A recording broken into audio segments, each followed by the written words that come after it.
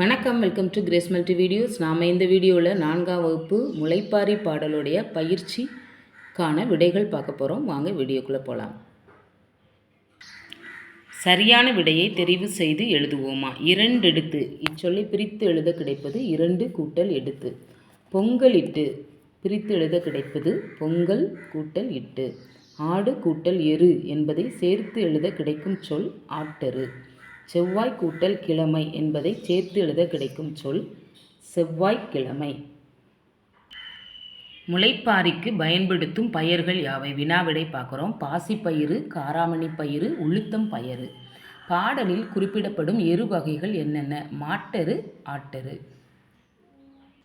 இது பொருள் அறிக, பொருள் தருக. முளைப்பாரி முளையிட்ட நவதானியங்கள் கொண்ட சிறு மண்பாண்டம். தையலர் பெண்கள். ஓலைக்கொட்டான் ஓலையால் முடையப்பட்ட சிறு கூடை. மாட்டாந்தொழு மாடு கட்டும் இடம். ஆட்டாந்தொழு ஆடு கட்டும் இடம். அடுத்து பார்த்தீங்கன்னா, பேச்சு வழக்கு சொற்களை எழுத்து வழக்கு சொற்களுடன் இணைக்க. ஒசந்த உயர்ந்த, செவ்வா செவ்வாய், வாங்கியாந்த வாங்கி வந்த, முறிச்சி முறித்து, முளை போட்ட முளைக்க வைத்த. அதே போல தான் பேச்சு வழக்கு சொற்களுக்கு இணையான எழுத்து வழக்கு சொற்களை எழுதுக. படித்தான் படித்தான், வெத்தலை வெற்றிலை, எத்தனை எத்தனை, தெரியல தெரியவில்லை, ஊடு வீடு வீட்டில் வீட்டில். இதுபோல் நீங்கள் அநேக வார்த்தைகளை எழுதி பயிற்சி எடுத்துக்கலாம். அடுத்து பாருங்கள், படத்தின் பெயர்கள் விடையாக வரும்படி விடுகதை எழுதுக. இங்கே படம் கொடுத்து அந்த படம் அதோடைய பெயர் விடையாக வரணும்.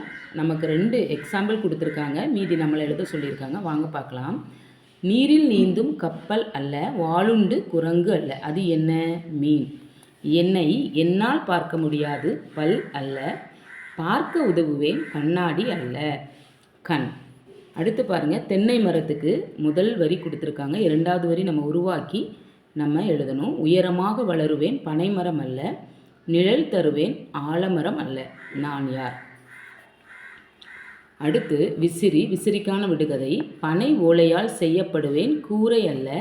குளிர்ந்த காற்றை தருவேன், மரம் அல்ல, நான் யார்? வீடுக்கான விடுகதை. மகிழ்வோடு வாழ உதவுவேன், பணம் அல்ல. அனைவரையும் இணைப்பேன், பாலம் அல்ல. இது வீடு. சரியா? இவ்வளோதான். இந்த வீடியோ உங்களுக்கு பிடிச்சிருந்தா லைக் பண்ணுங்கள். இதுபோல் நிறைய விடுகதைகளை நீங்கள் உருவாக்கி பயிற்சி எடுத்துக்கோங்க.